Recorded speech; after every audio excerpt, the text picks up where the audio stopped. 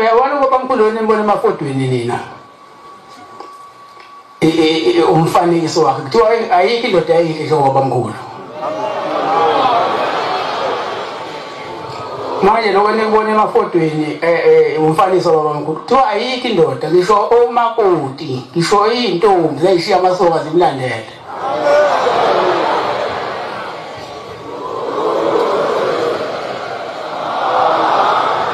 Niwe muhle njenganami nje.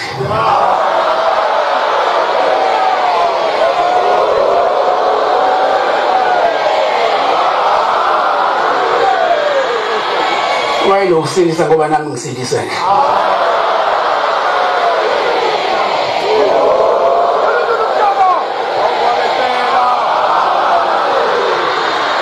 Wayelo uphilisa njengoba nami ngiphilisa nje.